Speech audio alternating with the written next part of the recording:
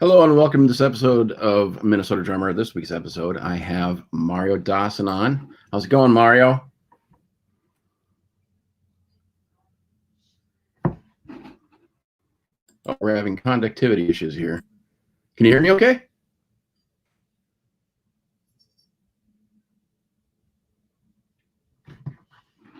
No, I can't hear you.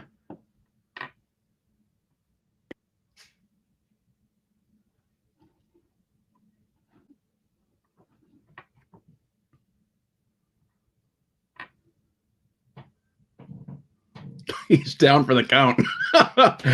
Well, you know what I'm going to do in the meantime while he's getting his stuff together? I'm going to be playing a promo video for you that I think is very critical. Is he back?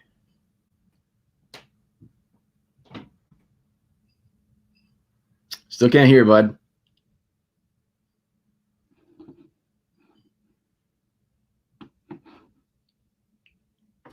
I can't hear you.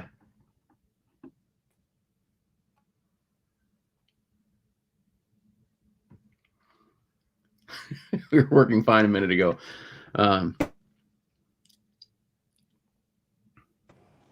Yeah, there. Okay, that's really weird. My headphones are good. Let's try it again. Headphones.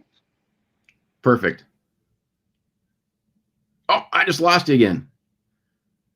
This headphones ain't working, so I'm not even gonna bother with it. No worries. How you doing? I'm good. Like I said, just trying to stay busy and trying to maintain an altitude that I was in. So it's takes some different maneuvering, but we're staying up there. So that's pretty good. If I can stay busy. Fantastic. Well, like a typical show and everything I like to do, I like to go back in your history a little bit. You grew up in Chicago. What brought you to Minnesota? Well, I mean, after college, after school, I went back to Chicago, and my mom had already been here, so I came with a group. Here to tour, and we had actually played First Avenue, and I had ran into Jelly Bean Johnson, which he's like my uncle, in the game, and so he was like, boy, you need to be here in Minnesota. And I was like, Minnesota? Like, why Minnesota? I'm good in Chicago. And so he was like, if you move to Minnesota, trust me, you will be one of the guys. You're not just going to be one of, the chosen.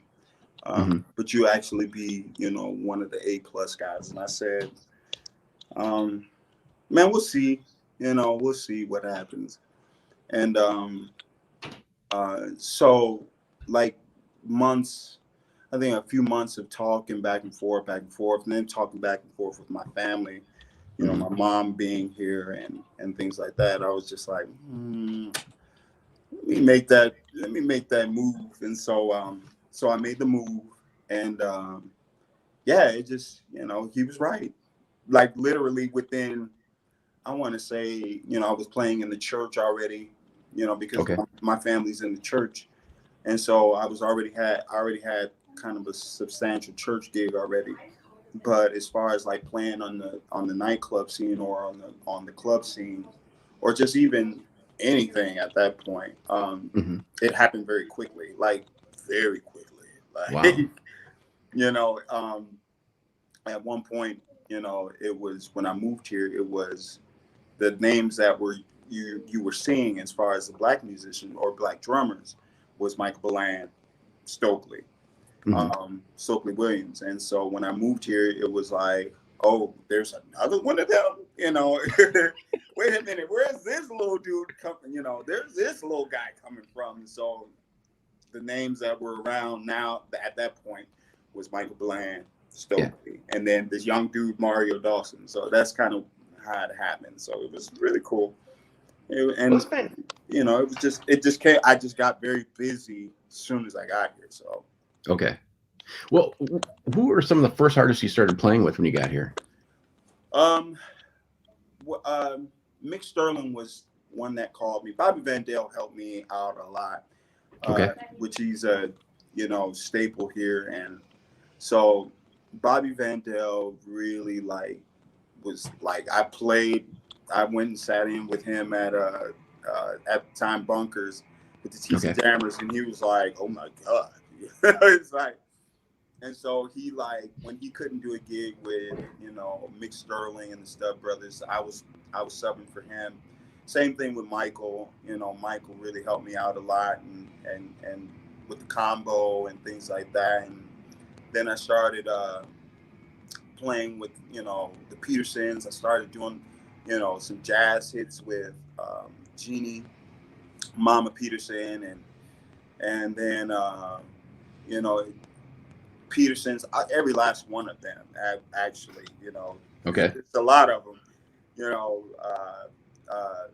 Billy Peterson, the late Billy Peterson, I was doing a lot of jazz gigs with him, and, you know, and to be with those guys at, you know, at a younger age, and they're the cream of the crop, you know, it taught me so much. So that's kind of who, you know, going back, man, you're aging me, man. It's like, it was 22 years ago. Oh, come on. It was just the late 90s. Come on now. No, not that long ago. So I keep on telling myself. So what's your relationship with Jelly Bean? Because I'm a big fan of Jelly Bean, as so many of us. Uh-oh. There you go. God dang it. I got you again. So your relationship with Jelly Bean, how far does that really go back? I met Uncle Bean, as we all call him. I met Uncle Bean. I was a teenager. I was probably 17, you know, when I met him, you know, for the first time. I've been calling him Uncle Bean since then. But I was 17. He had come to Chicago for, you know, I think a gig, and I think the band that I was playing for in Chicago opened up for the time. And so, and he was like, boy, you a he called me a gunslinger at the time. So, you know, if you could hear his voice, you was a gunslinger, nephew, you was a gunslinger. So, you know, we developed a relationship from there. And then I would call him, you know, when I got in town to Minneapolis to, you know, see my grandmother at the time. Okay. And he would, if he was in town, I would go see him play somewhere, or, you know, something like that. But, you know, it's been, since I was 17. Wow. I'm aging myself, man. I'm aging. So, like, there's so many Chicago drummers here, though. So many Chicago transplants. Why do you think that is? You know, we would hear about Minneapolis, you know, we would hear about Minneapolis as far as the funk scene. So this was like the closest place where, you know, a lot of us, you know, could come and kind of just divert into, you know, playing, you know, 100%, you know. And so where Chicago, which is so, and this is such a small community, where Chicago is just like, you have the jazz community, you have the blues community, you have the R&B community, you have the gospel community, you have, you know, the theater guys, you have, you know, so to have a gig where I was living in, you know, the suburbs, you would travel almost an hour and a half away, you know, trying to get to the gig, you know. So if I was on the south side or south suburbs, you know, traveling to Evanston, that's almost an hour and some change away. So, you know, it was the commute for Chicago for me, even trying to move back. I just kind of grew out of that. And so Minneapolis was like a better place for me as far as commuting. I just, you know, it would almost be like guys in New York. You know, I seen guys in New York have to take the train and they got their full drum set. You know, it was like, man, or taking a cab with the drums, you know.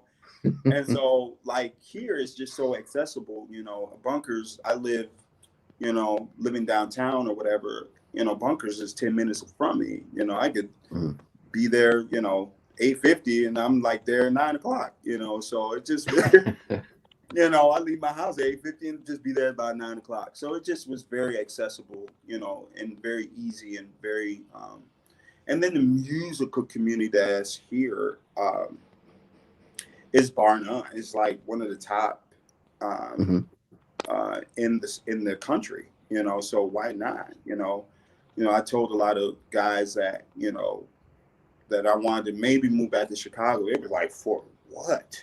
You know, why would you move back to Chicago when you're that guy in Minneapolis? So Right. so it was just a very solid decision, and I believe that the career that I've chosen to make here is really been an everlasting one. So No, it's fantastic. I'm glad you're here. yeah, It's great.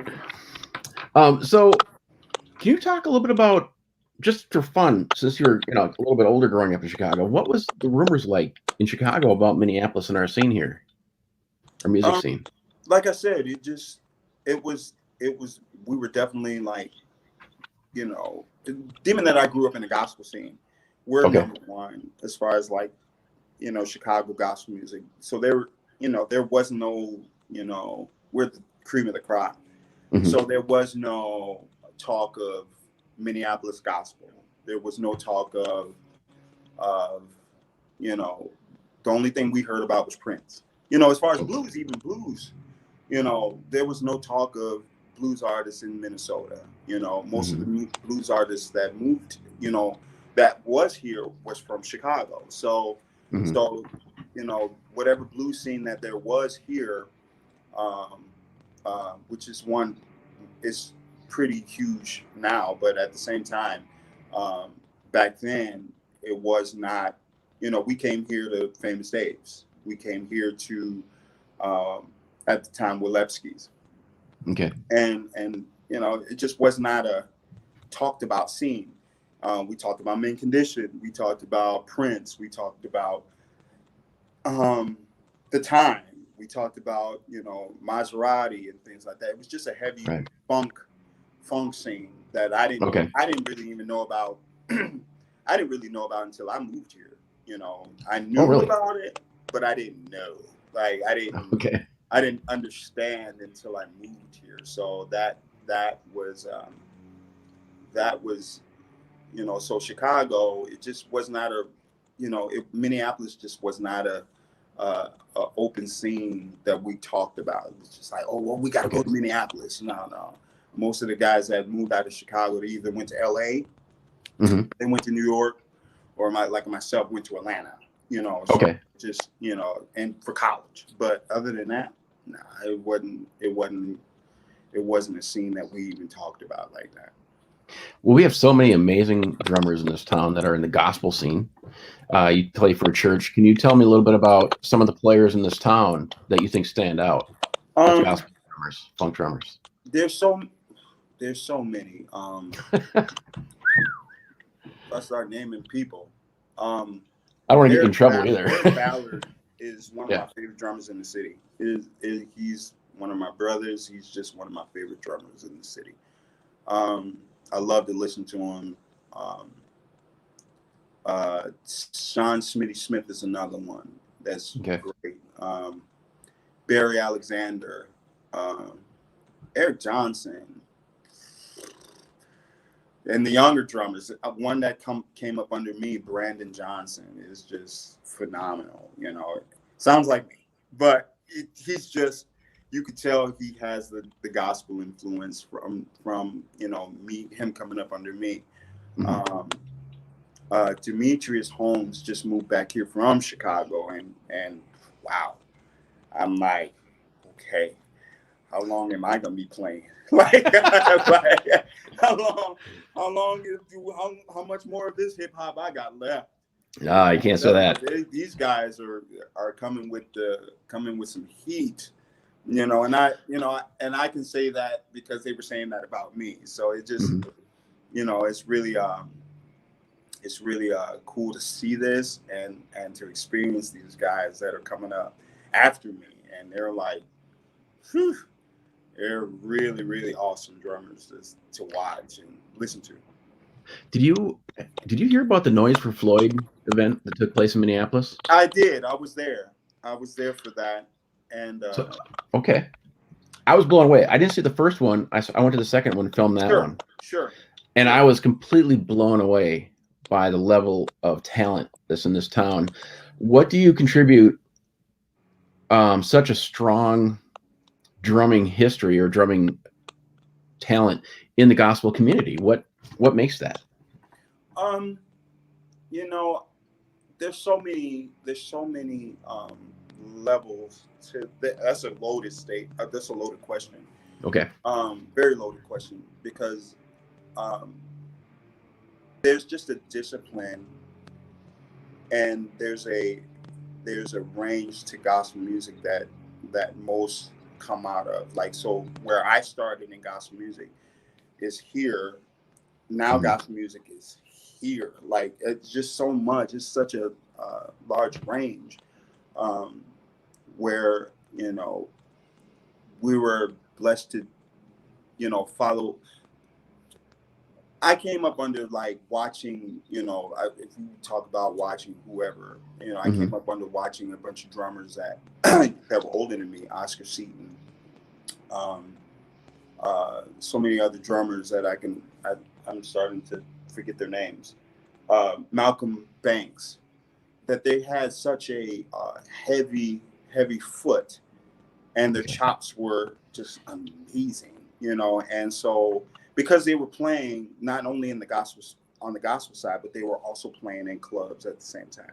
So, you know, we had a place called Jazz Bulls that all the drummers used to go to, and man, you had solo. You had to, you know, work your craft. And so, but at church, you know, the same thing. It was like you worked your craft at church, and it brought a level of artistry in that. So you just made yourself big in those situations, and it just was very very inspiring to see at that time.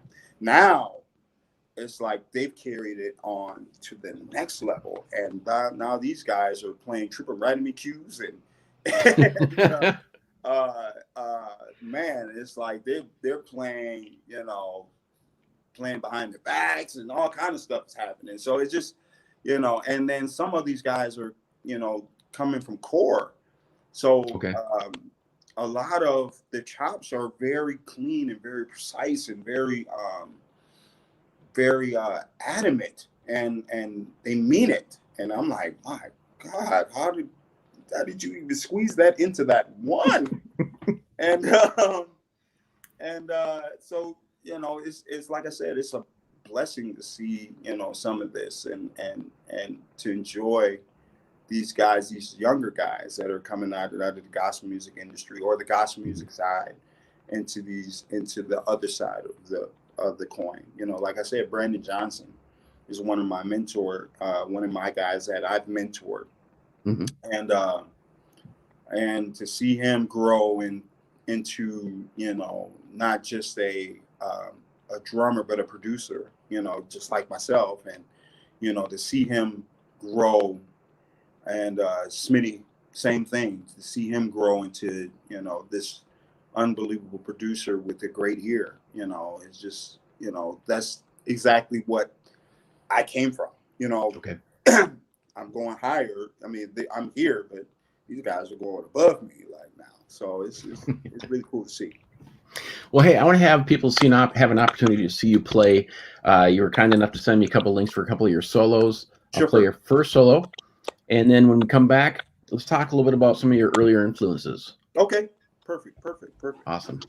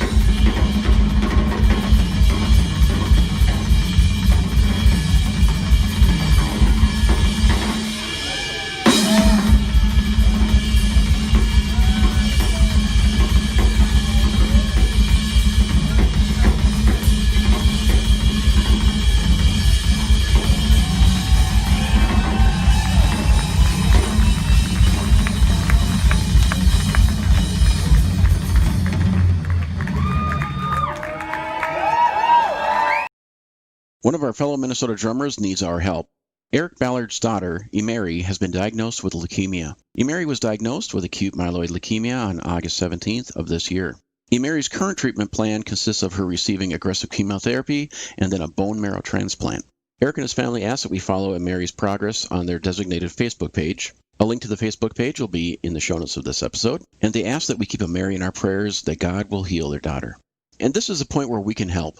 Any size donation that we can make will help with monthly expenses and medical bills. I ask you to consider any size donation, even a small amount will help. In these times, I know money's tight. Any size donation is valuable. This is crowdfunding at its best. A link to where you can donate will be on the show notes of this episode. Eric Ballard is a prominent drummer in the Minnesota drumming scene. Please consider donating today. All right, welcome back. First, I got to say, please consider donating to Eric's daughter. I just found out about this, and as a parent, I can only imagine the pain that they're going through. And, you know, I've seen people donate $15, $20, $25, and that's the whole point is that, I mean, what a number of people doing this, a little bit goes a long way. So just please consider it. Absolutely. So we got such a fantastic drumming community, so we just got to get rallied behind each other. I text with them, I think it was the other day, and we had a really good conversation. He is definitely in great spirits right now, and like I could not, you know, dealing with loss myself this year, I could not imagine going through what he's going through at this point. So yeah, absolutely, donate to the Bro Girls. Donate to Brother. And the links will be on the show notes of this episode. Absolutely. So anyways, getting back to you and your solo, I just want to say I love your solo. I've seen a couple of your solos now, and you really enjoy the process of it. How do you go about crafting a solo like that?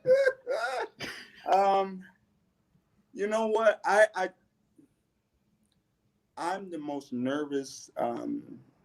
You may not seem that way, but I'm nervous, you know, so I really don't, especially with Bernard, he leaves me, I'm by myself, like, you know, but you're the guy. I you know, and to entertain for, you know, 2 to 3, or, you know, he gives me leeway to, you know, be the guy at that moment.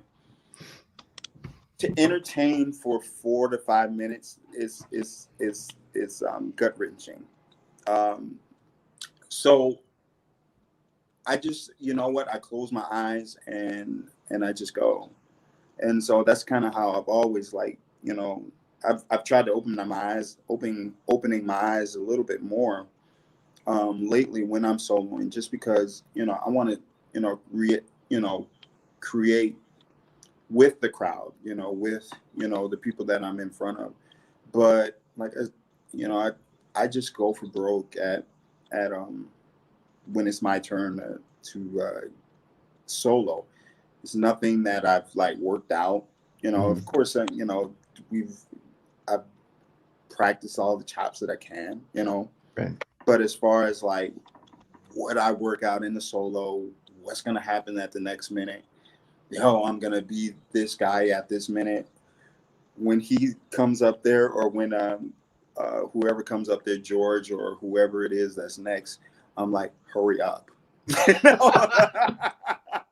Well, you can't tell by the way you play. It's just fantastic. Now, just out of interest, did you have progressive music background or interest when you were younger? No, not at all. I mean, I didn't have a teacher. I had one teacher, and two. Actually, I should say two. I was in band when I was younger. You know, Mr. Carnegie might be watching this. Joe Carnegie, he was like an amazing. He's an amazing pillar in my life. I tried to play the trombone at one point. You may be on this and you may remember this, but I tried to play the trombone, and I couldn't grasp it, man. I was playing around, you know, but he took my trombone and was like, go back on the drums. Get back on the drums. That's your gift, man. That's your gift. Yeah. So I went back on the drums, and like I said, he was a pillar in my life. But as far as a drum teacher, I had another guy that I went to, and basically 2 weeks, and I was probably 11. 2 weeks after Melody Mart was the place that my mom had sent me to, and he said he doesn't need drum lessons. He's better than I am. So yeah, so you're wasting you're wasting your money with this guy. He's gonna grow into whatever he needs to grow into. I already see him. He's gifted, and things like that. And he gave me the beginning of sight reading, just the beginning. The beginning stages, which I'm grateful for, because I use that I use that now. So how does that benefit you, and how often do you use sight reading? Rare nowadays. If I've gotten a few sessions that they've come to me and given me some charts, but other than that, like, they're not even drum charts. They're actually just like a horn chart or something like that. But I didn't learn that then. I learned that actually from a guy that I talk about a lot. That he actually passed away this year, Kahari Parker, which he's one of my best friends, and he brought me my first stick control book, and brought me because he was showing up to church. We were all at in church together, and he came in, and they had a horn section, and he comes to church with a horn section, and they used to do anthems at the church, and so it made sense that they had charts and things like that. But he would read it down, and I'm like, how in the world are you doing that? So he literally gave me my first stick control book, and kind of when we'd get together, he if I had questions or whatever, we didn't have a cell phone back then, so we'd have to spend the night at each other's houses, at 15. So we'd talk about whatever, and he was a guy that was in core, so he kind of showed me the ins and outs of sight reading and chart reading and things like that. So but other than that, I don't really use it too much anymore. Well, you mentioned stick control, and a lot of people, think they have to go through some basic fundamentals of drumming. How did stick control benefit you? Did it help you at all or not? Oh my God, yeah. Oh yeah. That book took me through 5-stroke rolls, inverted fives, 6 strokes. I learned my first paradiddle through stick control. Alternate fives. I think I said alternate fives. Alternate paradiddles. Flam taps, flamadiddles. I mean, it took me through every single exercise that I actually do at this point, trying to apply it to the drum set. And so double strokes is I call them mama daddies, but I heard that from a lot of people. That's cool. Yeah, I mama daddies, that was that's what the term was, or is. But I learned that from stick control, and so that book was my saving grace. And then trying to apply it to drums instead of trying to apply it just to a pad, pat, and applying it to drums, that book there helped me out quite a bit. So if somebody's struggling with transitioning rudiments to a drum kit, what are your recommendations for that as a teacher? As just sitting down slowly, trying to build a repertoire, as far as even for instance, a 6-stroke roll, trying to hammer out the accents in that. So if a 6-stroke roll is go, so that's 6 strokes. You just trying to take what you are doing from that pad or that snare drum and just applying it to the drums, to make it to where it sounds actually something in a groove, So just trying to make it sound good. That's my all time thing. If I can make it sound good, I'm good. I'm good. If I can make it sound good and make it fit, I'm good. So that's just about it. Taking what that you do on a pad or do on a snare drum and just working your way around the kit, Okay. So I want to transition now into talking about some of your earliest influences. I love this part. Can you tell me about some of your earlier influences? I can't talk, dude. Sorry. Tripping over my own words. Okay. Can you tell me about some of your earliest influences of players? Chicago drummers. I'll back up just a little bit. So a lot of drummers, I mean, Chicago just had the most gifted drummers, and still do. Mm-hmm. They have the most gifted drummers that I've ever encountered, and they're all splattered all over the world now. But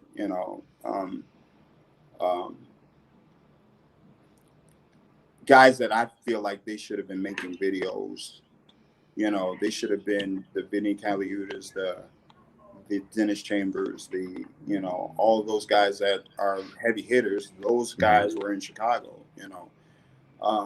Leonard Stroud was probably one of the guys that like I said, we all grew up in church together. So we were frequent with each other. My dad was a pastor. We were frequent with each other, they would come to my church and we would go to their church, or so I'd have to sit down, where I was at 15, 14, whatever age I was, and sit and watch them, do what they do. And there's just so many that I watched.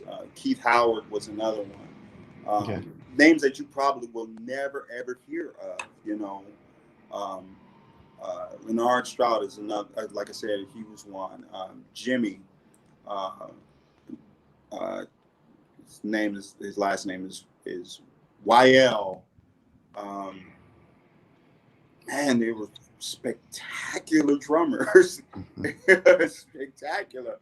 And it just was like, wow, that's what I want to be doing. That's exactly how I want to play right there. Again, Malcolm Banks Sr. Was another drummer. The first drummer that I actually seen in church that was playing traditional grip. And he was fast, and playing fast, and shout. If you ever run across shout music or praise break music, that's pretty up there. And he was playing traditional grip. Wow. And playing that stuff, and I'm like, good God, how are you doing that? And so so many. I mean, of course, I can go to the Dennis Chambers. Dave Weckl was the first drummer that I saw on video actually break down what I was doing. Okay. I didn't know. Of course, I mean, like I said, 15 years old, I'm doing all this stuff that all these other drummers were doing, but he actually broke it down to a science that I was like, I'm doing that already. Wow. Like, and how to build a solo, I think that was Back to Basics and The Next Step were the two videos that my parents bought me. And so that was, Dave Weckl will always, and he's like a friend of mine now. So that's like, I remember. Oh, wow. I remember when I first saw him, I think it was at a NAMM show. And I was like almost in tears, man, because it was just like, and I wanted to be around him though. Like other drummers were kind of like messing with me because I was just like, dude, all I wanted to be around. He's like my hero, so like all I wanted to do was be around him. I was like following him to every booth, like, dude, I can't believe I'm like here with Dave Weber. And another person was Vinny Caliuta. Same NAMM show. It was the same NAMM show, and which is a really good friend too. I was in the bathroom. I was using the bathroom, and I looked down and I looked over, and I'm like, "Oh my God, why were you using the urinal?" And I'm like, "Oh my God, oh my God." It's Vinny Caliuta. Like I'm trying not to stare at him, you know, because I'm just like I'm freaking out, man. I'm totally freaking out inside, and I'm like, oh my God, you know. And so finally, we washing our hands. I was like, man, I'm so sorry to bother you right now, but I'm just gonna let you know that you know you are a huge blessing to me. He was like, well, let me finish washing my hands, man. We shake hands, and you know, you are and whatever. So it was really cool. You know, they're really good guys, and I've like messaged Dave one time, and like I'm in St. Louis, man. Where's the spot? You know, and he just texted me back and was like, man, this is the spot. This is where you need to go. And so it was really cool. Those guys are really dope to like talk to and get some type of mentorship. And I remember him. I was in Turkey. Years 2009, and I sent him a text message because he was going to be playing like a month later after I had left. And I sent him a message, and he was like, "Man, what food do I eat? What you know?" And just really down to earth guys that you know you can just actually talk to about you know food and you know things like that. So that's kind of Omar Akeem. I'm sorry, I'm about to leave out Omar. Wow. He was the first guy that I saw do that in concert, like in front of a mega artist. You know, all these. Vinny was, you know, he did what he did with Zappa, and but that was like instrumental music. Right. I'm talking about like a major artist, Sting. Oh, Sting. Okay. Bring On the Night was the first video I saw that a drummer did what he did on a major tour. Like I'm like, he gave him the space to do that. it Bring On the Night probably changed my makeup as a drummer, as we're able to do that, you know. Okay. And not just be the timekeeper. Mm-hmm. We're the timekeepers, but we're able to stretch out and kind of be the artists that we are. And Omar showed me that. And like I said, these guys now that I looked up to as teenagers are now like, that's Uncle Omar. You know, I like, sit here and, you know, like call him up and just be like, what's up, man? And what's up, Unc? You good? You know, so it's really cool, man. It's actually really cool. Well, that'd be amazing. Those are three legends. In my opinion. Yeah, absolutely. Now, Omar, I always loved his playing, but where I really first learned a lot about him is, have you ever heard of the MEA internal mic systems? Yeah, absolutely. So he released a CD as a promotional thing. Dude, his playing on that was killer. It was great hearing him play isolated, specifically just patterns. That's where I really realized his ability. Yeah, man. I'm telling you that if you want to like Bring On the Night, that's probably the best Sting well, I mean Sting's, you know, Sting. I think that the band with Vinny and Jeremy and those guys, I can't think of the keyboard player. It wasn't Kenny Kirkland, but it was somebody else. They're secondary instrumentalists anyways, so it doesn't matter. Yeah, it was, yeah. But that was a killer band. But that band, he had Munch from Chicago, bass player, and he had Bradford Marcellus on sax and Kenny Kirkland. That was a unbelievable band, man. And Wow. I like that. I still watch that video to this day. Like, so you know, those are like my main guys that I can't talk about Kahari enough. Okay. Kahari Parker enough. That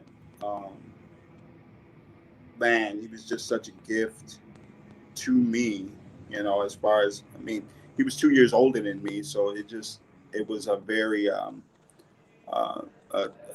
kinship between us, and people always say we sound so much alike, and it's like I don't know, that dude, there was something special about that guy. So, but I mean, we came up together where, yeah, absolutely, some people say, yeah, we all sound alike, but there's just something special about that guy. So anyway.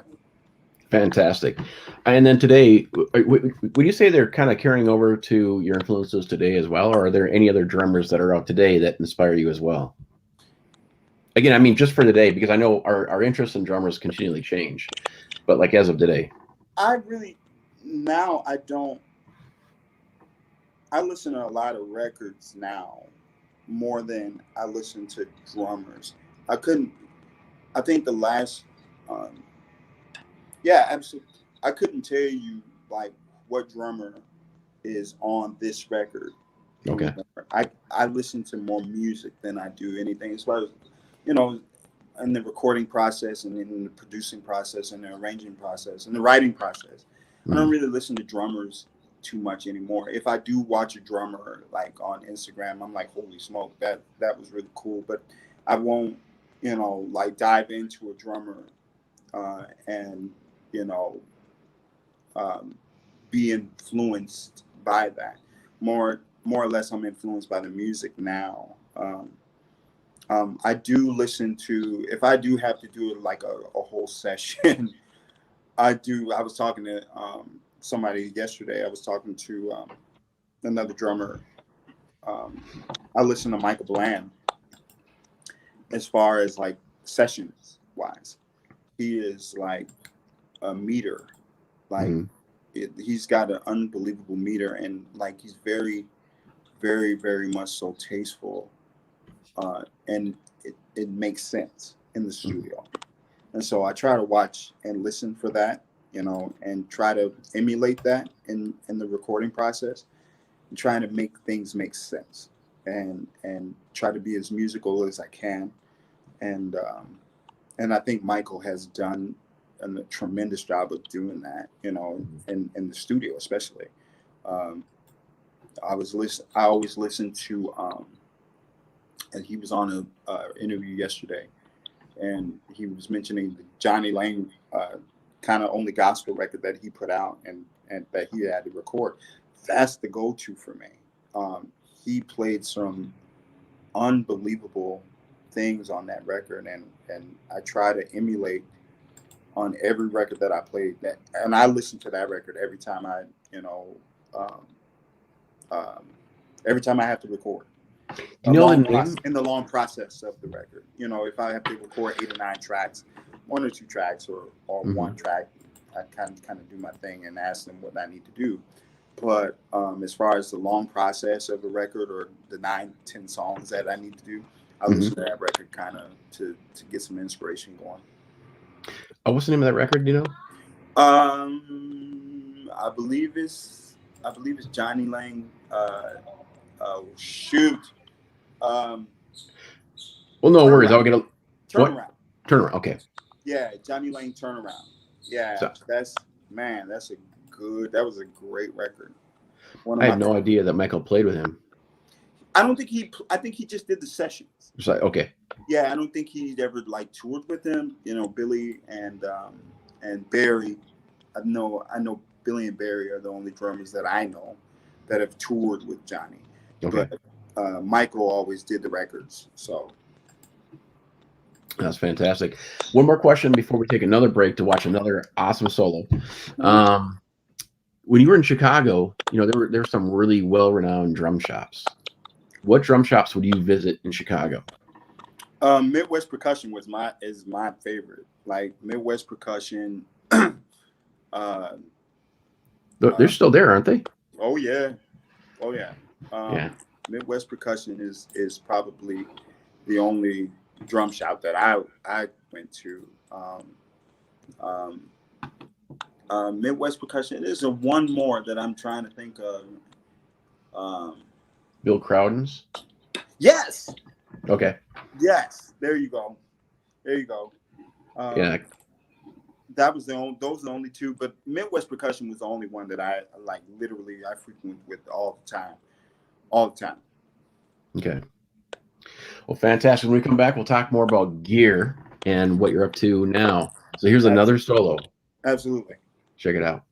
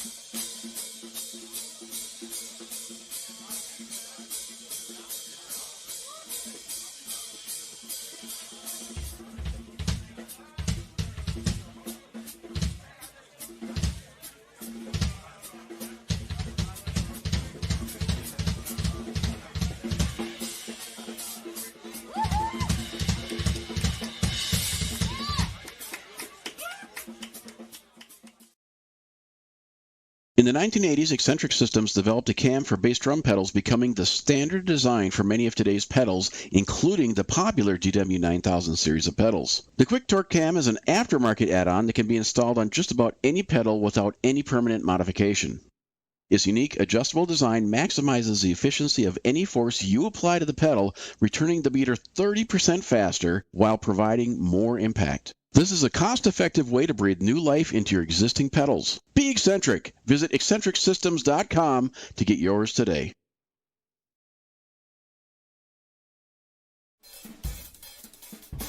Attention!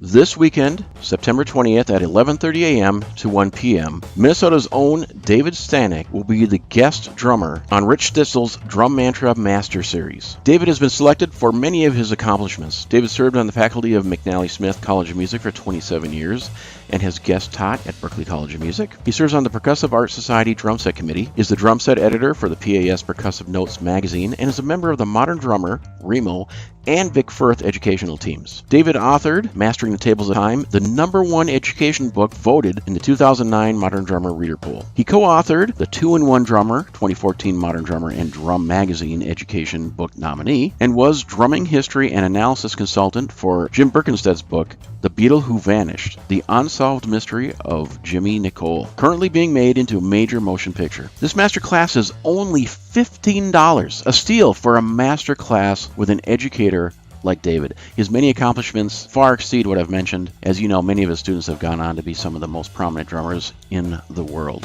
So the only things you need for the master class are a computer, headphones, a drum pad, a pair of sticks, a drum throne, and an optional bass drum pedal. So make sure to be there this weekend, September 20th at 11:30 a.m. and sign up now.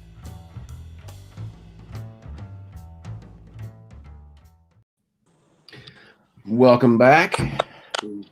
Fantastic solo. So where was that taken? Where did you do that? Was in I think Holland. I think somewhere in Holland, the Netherlands. Wow. So yeah, man, it was really cool. Amersfoort. Yeah, that's hot. That's hot. We frequent there with Bernard pretty much, man. We go there every year, so I love that spot. Love that place. Well, we didn't talk about some of your other styles, reggae and Afro-Cuban, but we got to see a little bit of that there with the stick bundles. Oh yeah, for sure. So, can you talk to us a little bit about your Afro-Cuban interests? So I toured a few years back. I think it was 2012, 2013, 2012 to 2014 with a guy named Berris Hammond. Okay. And basically, he's a reggae artist, one of the biggest reggae artists that's out there right now. There were so many styles that I had taken out of reggae that I didn't know that were a part of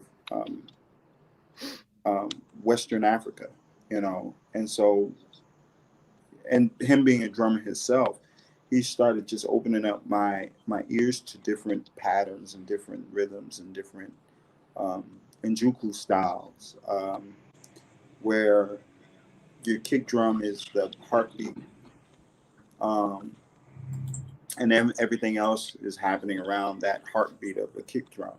And so he really opened up piqued my interest, you know. He started naming out stuff that Njuku was one of them. I was like, what? Never heard of anything such. Teach me this one drop, you know. And like I said, he just opened up my drum set changed. Okay. Where I was used to using, we're going to talk about gear, but I think I was like 2012, 2000.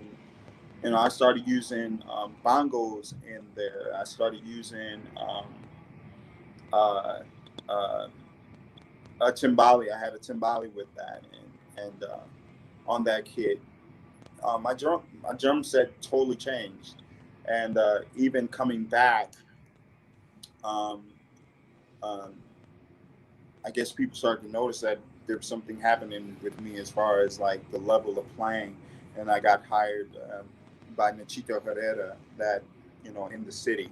So Okay. he's more of a Afro-Cuban, Latin, samba, tango, just a bunch of styles that incorporate the Afro-Cuban lifestyle, and so that was really, really, where I kind of learned it. I've never had it before, so it's just something that I kind of just picked up along the way, touring. So That's fantastic. So let's talk about gear. We're kind of coming up on an hour. Well, actually over an hour, but we got to talk a little bit more. I got to hear about gear. For sure, absolutely. What are you playing for gear?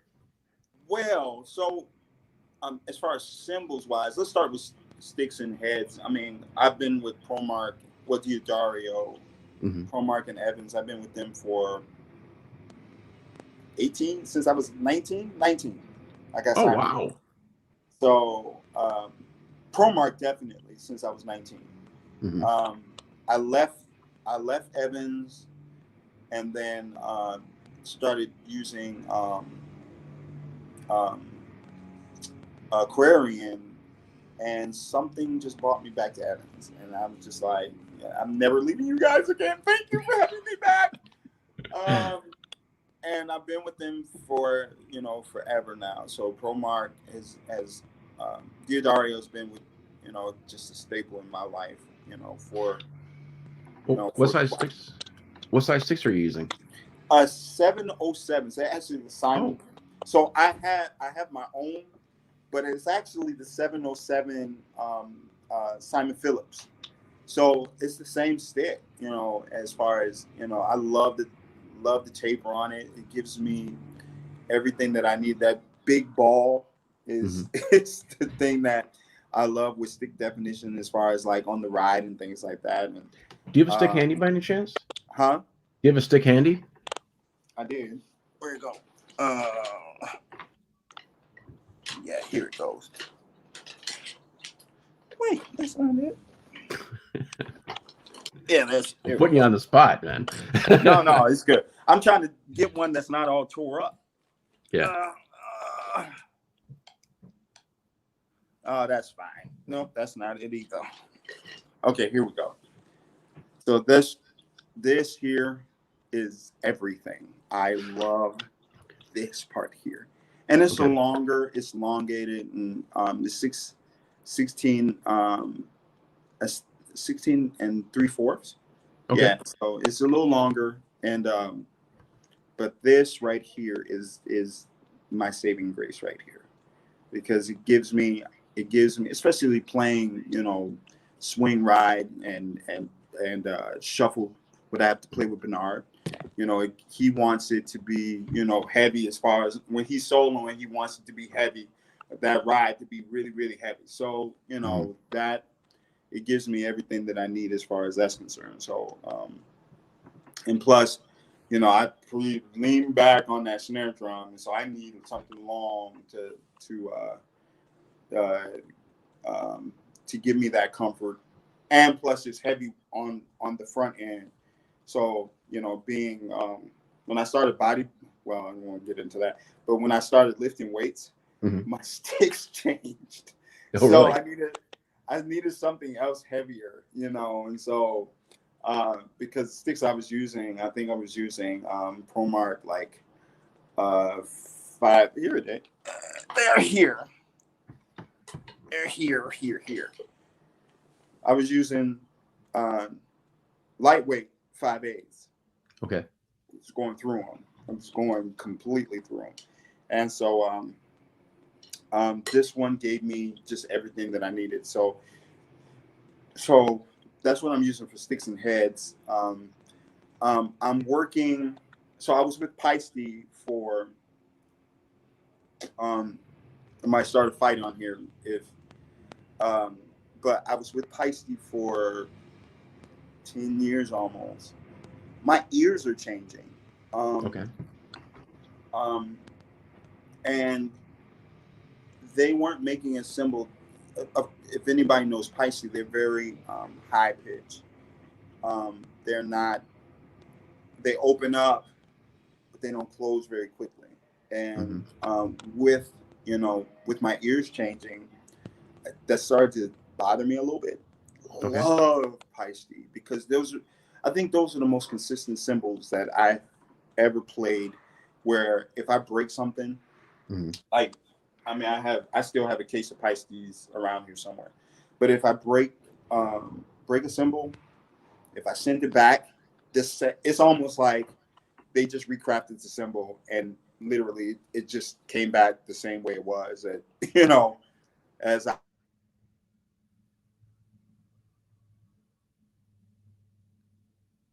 Uh-oh. Sorry about that. Yeah, no worries. Phone calls. So as long as they're connected to money, it's okay, right? Right. But I can't see you. But can you see can you get your camera going? See what happened. Wait. Browser has lost your camera.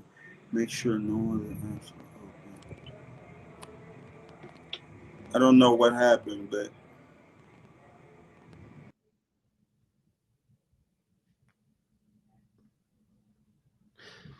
well, it'll just be a moment more. I'm gonna play a little bit of a solo until he can get that fixed. Be right back.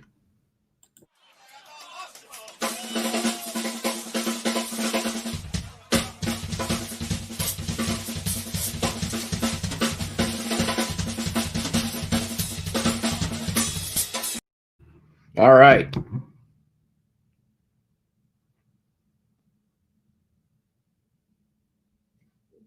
Can't hear you again.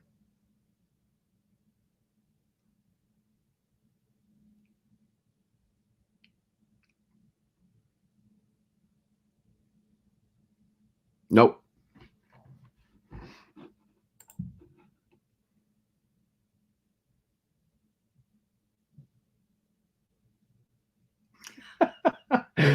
Sometimes this technology doesn't always work as well as we'd like it to work, but we'll get him back here very shortly. And I think he's coming back now. Let's give it a shot again. Bingo. all right, we're there. Thank you. Thank you so much for your patience. Cool. Sorry about that, guys. So I've been I got with so long story short, my friend passed away and he was a Sabian guy. And so his wife blessed me with a drum set and some cymbals just to kind of keep his memory alive in my life. So I had not thought about using Sabian, but now I have.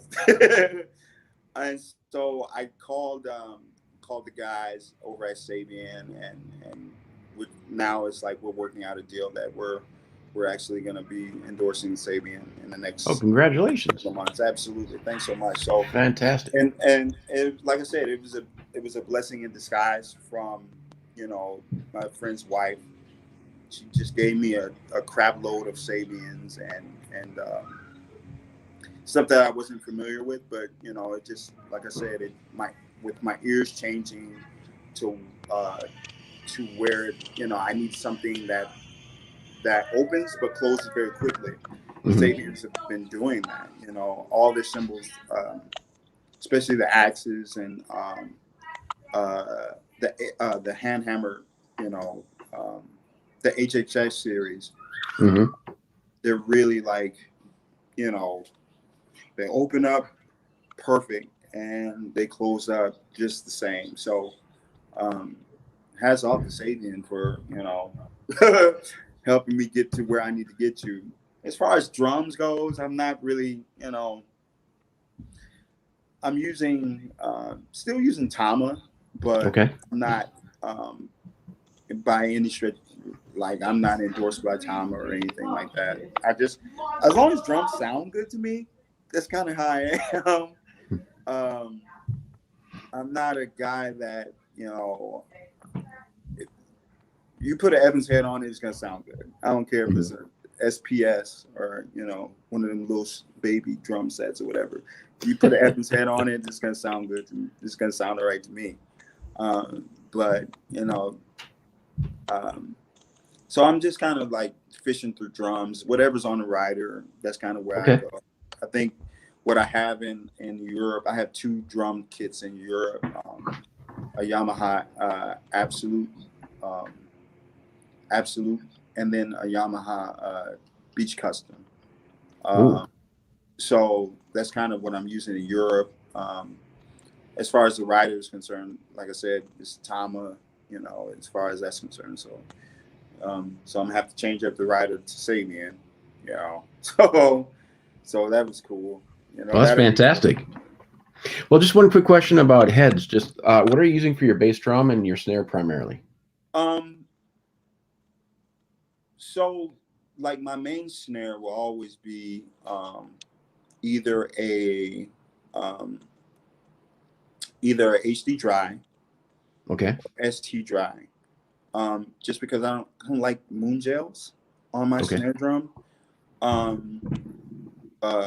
As far as my main snare, as far as any other snare, I mean, I use a ballad snare, and I'll use either a heavyweight or a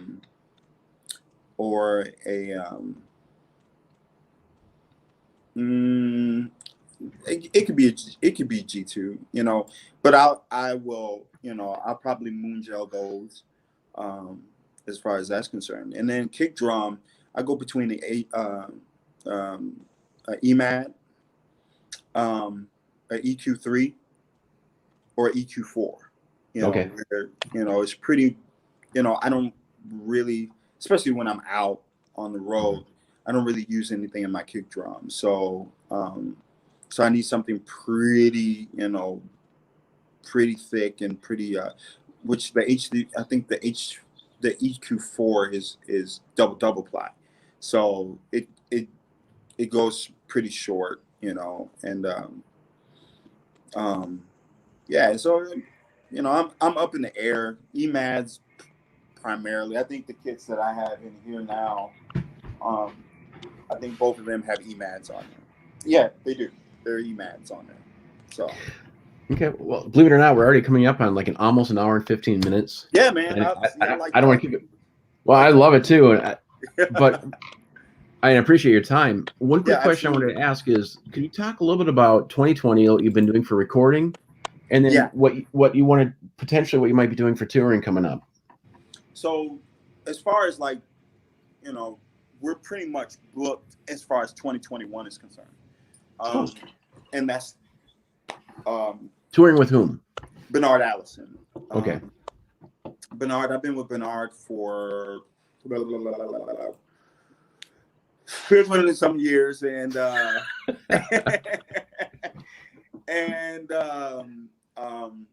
about, I've been with him for 14 years, 15 years. And so it's just, you know, now we're coming upon, you know, we're usually at about this time we're gone. So we leave, we'll do the summers, and primarily we're a European-based band. And so we're usually in Europe around January, which we did January. We actually got caught. We didn't do the last week of touring because we were, you know, going to get caught up in the, you know, shutting down of the borders and things like that. Oh, wow. Overseas. So we had to end the tour a week early, a week and a half earlier or something like that. Okay. So came back, and we were supposed to leave again in April, but again, that shut, you know, because it shut down. the pandemic, they didn't allow us to do anything. Summer was gone. October, it was kind of up in the air, but then still with the pandemic and everything is going on. So 2021, we're supposedly supposed to leave in February. I believe that will happen just because of everything that's open over in Europe now, you know, unless the borders do not open up again. But everything pretty much, you know, when I talk to friends back, my drum tech is in Europe. And he's already saying, you know, that pretty much things are open. We usually do Germany and Switzerland and Holland and at the front part of the year. So we'll see what happens. We didn't get to tour. We just did a live record, and we only toured one. You know, we only had one tour. So we have to recoup on that, go back around, and do everything else that we didn't do last year. So, well, this year. So, so hopefully that'll happen. As far as everything around here, I mean, I'm recording. I did a track with an artist. Her name is Sunniva C. She's from Sweden. I've done some tracks for her, and then I've done some other tracks. I'm recording a record. My you own are? record. Yeah, absolutely. Well, tell me about that. So my record is going to be a conglomerate of just everything that I'm doing: rock, funk, punk, jazz, reggae, R&B. You know, we just finished up mixing one song. I got to lay, not me, but I have to have a guitar player lay guitar on the record. Craig Clark, he's a local artist in town. He's done some stuff on the record. Eric Gales have done some things on the record. My brother is an unbelievable producer in Atlanta. Okay. And has he worked with anybody we might know? Huh? Has he worked with anybody we might know? Oh yes. My brother's worked with, you know, a bunch of artists. He's worked with a bunch of rap artists. He's worked with Aaliyah. I start going down the line because this is a long list. He's just produced a lot of records, a lot of R&B records. He's got a song on a couple of movies and things like that. So he's done well. He's done really well. Cool. So finally, we're like, bro, we got to do a record together. And so so we're doing that together now. So it's going to be called the Dawson Brothers record. Well, not the Dawson Brothers record, but it's the Dawson Brothers. And so we're kind of putting our finishing touches on it and things like that. Eric Gales laid a massive solo on one of the songs. If anybody knows Eric Gales, he's one of the best guitar players in the world and one of my best friends. And he's a gift to the blues and the rock world. He's just unbelievable. I've been in touch with Gary Clark Jr. Okay. And so with his management team, I think he's going to be, I'm praying that he's going to actually do a track on my record for me. Awesome. Kathleen Johnson is another person that's in town. She's a local artist, celebrity in town, and she's actually going to be on the record also. So we're kind of in the stages of building tracks and cutting actually the tracks and stuff like that. We got 4 done. We got at least 5 more to go. So when do you think they'll be out? At least by January. We're pushing for January. We're pushing for when I have to go on tour. To have it available for when I have to go to Europe. I'm hoping to have it distributed through Roof Records in Europe, and and go from there, and cross our fingers to see if we can get the biting of actually touring the record, because there's so many, with having so many artists on the record. You know, it's hard to like, okay, when are you gonna tour this record? You know, when people want to see the record and see it live, and so, you know, not only do they want to hear it, but they want to see it. So we're trying to like figure out a way to actually, you know, stream and do live stream and cut the record video wise, and let people see the record, see the process of the record, and put that out there also. So that's really clever. That's really cool. Yeah, engaging people. Yeah, absolutely. I've videoed when Craig Clark was here. I've been getting into the videoing and the creativity of editing video and things like that. So trying to, you know, with the pandemic, we've had to be so many people. You know, I can't just be the drummer anymore. You know, I got to be the videographer, I got to be the editor, I got to be the mixer, I got to be the engineer now, and which is it's great. You know, it's great. You know, with producing, you know, you want to learn. You know, I'm not used to, you know, going in the studio and actually being the engineer. I'm actually telling the engineer what to do. And now during the pandemic, I've learned how to be the engineer, you know, and actually having somebody come in and cut vocals, and me being the engineer, you know. So it's really cool to understand the level of what you need to be at to stay busy. Well, I'm just happy you're staying busy. Again, we're almost an hour and a half into this, and I appreciate every moment. I know a lot of people want to, you know, it's hard to keep people for a long period of time, but I'm hoping I can have you on again. I'd love to talk more. Whenever you hit me, man, I would love to do it again. This has just been a blessing for me. Absolutely, man. Well, thank you. It was so wonderful learning more about you and getting a chance to talk to you, seeing your fantastic drum solos. Oh man, we didn't even talk about your crossovers, dude. So we got a lot to talk about. Absolutely, man. We have a fantastic evening. Good luck with your recording. I really hope you tour. Absolutely. And looking for more coming from you soon. Absolutely. Thanks so much, man. I appreciate it, Roger. Definitely. You take care. All right. Bye. One of our fellow Minnesota drummers needs our help. Eric Ballard's daughter, Emery, has been diagnosed with leukemia. Emery was diagnosed with acute myeloid leukemia on August 17th of this year. Emery's current treatment plan consists of her receiving aggressive chemotherapy and then a bone marrow transplant. Eric and his family ask that we follow Emery's progress on their designated Facebook page. A link to the Facebook page will be in the show notes of this episode, and they ask that we keep Emery in our prayers that God will heal their daughter. And this is a point where we can help. Any size donation that we can make will help with monthly expenses and medical bills. I ask you to consider any size donation, even a small amount will help. In these times, I know money's tight. Any size donation is valuable. This is crowdfunding at its best. A link to where you can donate will be on the show notes of this episode. Eric Ballard is a prominent drummer in the Minnesota drumming scene. Please consider donating today. Opening beats provided by Alec Tackman. You too can own this fantastic multi-volume library of live drum loops and samples. Whether you're a drummer looking for new ideas or you know a songwriter looking for a drum loop library, this is the library you're looking for. Support a local musician and drummer. Go to Alec Tackman's website. That is www.alectackman.com.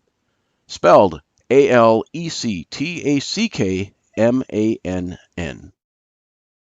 Are you looking for a drum instructor that will help you find your own musical voice?